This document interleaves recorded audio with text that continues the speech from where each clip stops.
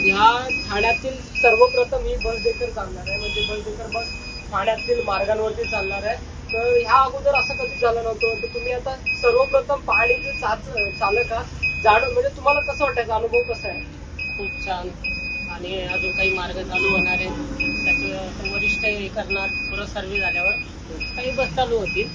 पण आता जितके आता हे पहिलेच हे आहे आणि पहिलंच आता चालू आहे.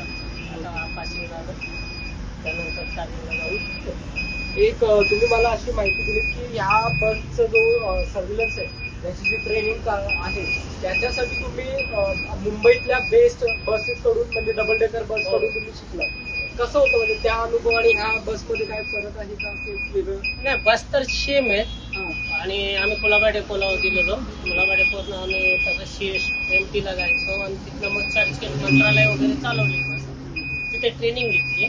त्यानंतर आम्ही आलो, तर आज ओपनिंगला मी या बसवर आलो. तर वरिष्ठांनी सांगितलं की तुम्ही या, बस आलेली आहे. तर आता आपण मुंबईतले रस्ते चालवले, आता हा ठाण्यातला पट्टा आहे. तर ठाण्यातले रोड कसे काहीसे कुठे ब्रॉड आहेत, म्हणजे कुठेतरी मोठे आहेत, तर कुठेतरी त्यांचं नियोजन छोट्या घरात सर्व्हिस रोड. ह्या असं मिळाल्या माहितीनुसार ह्या हायवे टू हायवे ची बस जाणार आहे, सर्व्हिस रोड कोणते घेणार नाही.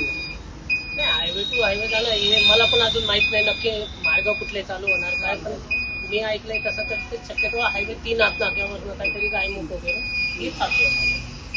बाकी अजून काही मला इतकं जानकारी नाही आहे. धन्यवाद सर, आपण दिलेल्या माहितीबद्दल. आता ह्या बस देखील बस ठाण्यातील हायवे टू हायवे असे जातील. गायमुख असेल किंवा किनात नाका, कोपरीतील आनंदनगर परिसर, ज्या हायवे टू हायवे रूट वरती चालतील. तर मुंबईपेक्षा ठाण्यातले रस्ते थोडे वेगळे आहेत. तर ह्या बसचा हा अनुभव हा वेगळाच ठरेल, ठाणेकरांसाठी खूप फायद्याचा देखील ठरेल. आणि ह्या प्रकारे कसं ठाणेकर याचा आनंद घेतील हे आपण बघण्याचं ठरेल. मी सोहम शिर्के, आपलं महानगर ठाणे.